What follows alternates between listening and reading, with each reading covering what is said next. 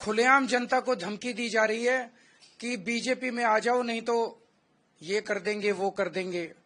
खुलेआम मारपीट हो रही है, हमले हो रहे हैं, हिंसा हो रही है और बगल में पुलिस वाले खड़े होकर देख रहे हैं। पुलिस हेल्पलेस है, पुलिस लाचार है, पुलिस बेसहारा है, वो कुछ कर नहीं पा रही है। ऐसा नहीं कि वो करना नहीं चाहते हैं। जब बगल में खड़े हुए पुलिस वाले से कुछ लोग पूछते हैं कि आप कुछ कर क्यों नहीं रहे, बोले जी ऊपर से आदेश है। तो वो कौन गुंडा है जिसके सामने दिल्ली पुलिस थरथराती है? वो कौन गुंडा है जिसके सामने दिल्ली पुलिस लाचार है? वो कौन गुंडा है जिससे दिल्ली पुलिस डरती है? कल की घटना है कि पहली बार ऐसा हुआ होगा कि किसी चुनाव के दौरान पत्रकारों पर इस तरह से खुलेआम हमले किए गए। कल दिल्ली के अंदर मेरे ख्याल से 7 पत्रकारों के ऊपर हमले किए गए। एक का सर फोड़ दिया, सारी रात उनको थाने में गिरफ्तार करके रखा। जिन लोगों ने हमला किया उनको भगा दिया गया और जो पत्रकार उसे कवर करने गए थे उन पत्रकारों को गिरफ्तार किया गया। उनके साथ गुंडों ने मारपीट की। ये कोई किसी रिमोट विलेज की घटना नहीं है, ये संसद से 1 किलोमीटर दूरी के ऊपर हुआ। ये सुप्रीम कोर्ट से 1 किलोमीटर की दूरी के ऊपर हुआ। ये इलेक्शन कमीशन से 1 किलोमीटर की दूरी पे हुआ। तो इस देश का वो कौन गुंडा है, वो कौन गुंडों का सरदार है जिसको देश के सारे गुंडे रिपोर्ट करते हैं? जनता पूछ रही है कि वो कौन गुंडा है जिसे किसी संस्था का डर नहीं है, देश की सर्वोच्च संस्थाओं का डर नहीं है उस गुंडे को। इस चुनाव के दौरान महिलाओं के ऊपर हमले हो रहे हैं। इस चुनाव के दौरान महिलाओं को नहीं बख्शा जा रहा। महिला कार्यकर्ता जो डोर टू डोर जा रही हैं उनके ऊपर हमले हो रहे हैं। तो लोग पूछ रहे हैं कि वो कौन गुंडा है जिससे सारे देश के गुंडे ऑर्डर लेते हैं, जिसके आदेश का पालन करते हैं। पिछले 3-4 दिन से हम देख रहे हैं कि गाड़ियों के ऊपर हमले किए गए, गाड़ियां तोड़ दी गई आम आदमी पार्टी की,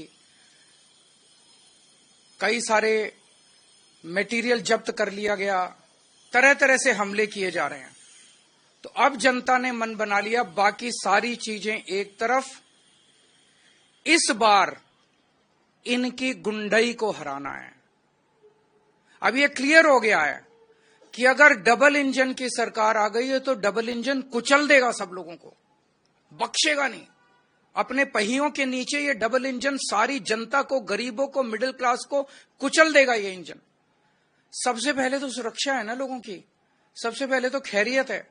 अगर अब खुद परिवार ही नहीं बचेंगे, उनके परिवार ही नहीं बचेंगे, उनको इस तरह से डराया जाएगा, फोन कर करके धमकाया जाएगा, तो बाकी सारी चीजें बेमानी हो जाती हैं। तो लोगों ने मन बना लिया है कि अगर चुनाव के पहले इन लोगों का ये हाल है, जब इन्हें हमसे वोट चाहिए, चुनाव के बाद तो ये हम लोगों को कुचल देंगे। तो इस बार लोगों के पास 2 ऑप्शन है। एक तरफ शरीफों की पार्टी है और एक तरफ खुलेआम गुंडागर्दी चल रही है।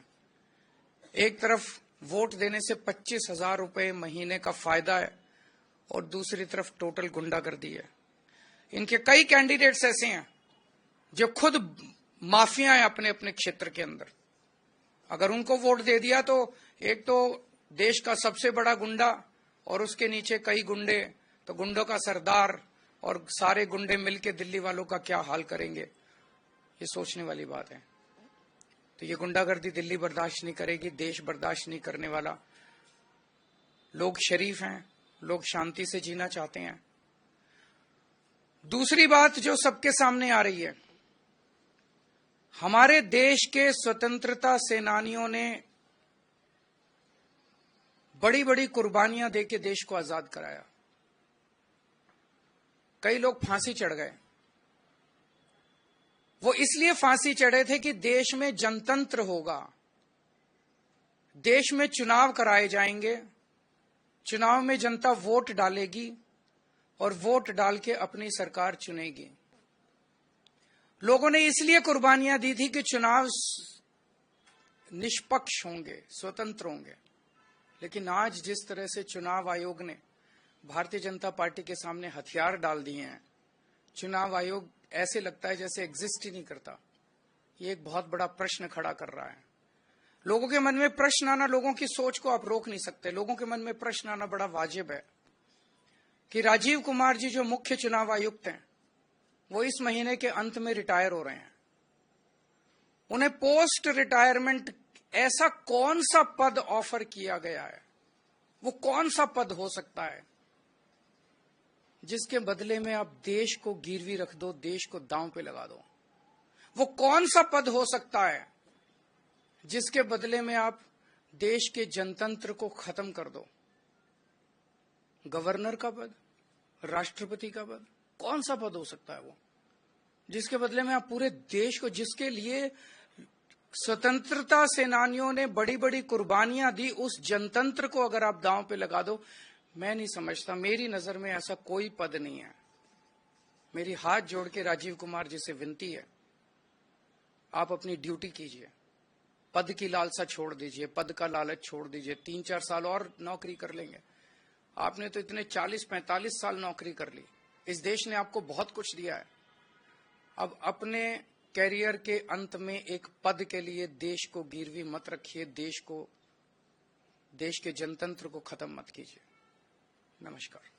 कोई अगर एक आध क्वेश्चन है तो दे।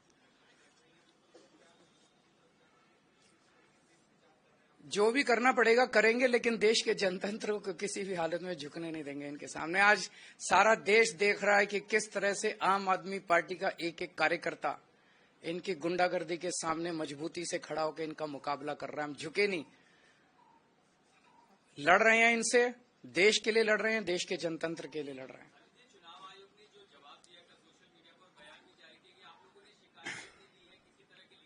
वहां पे बगल में पुलिस वाले खड़े हैं, तो क्या मेरे को आईपीसी की बीएनएस की कोई धारा दिखा दीजिए जिसमें ये लिखा हो कि अगर पुलिस वाला वहां खड़ा है और उसके सामने कत्ल हो रहा है तो जब तक उसको लिखित शिकायत नहीं दी जाएगी वो कत्ल को रोकेगा नहीं। ये क्या नौटंकी मचा रखी है इन लोगों ने? मैं देश पूछ रहा है कि देश का सबसे बड़ा गुंडा कौन है, देश पूछ रहा है।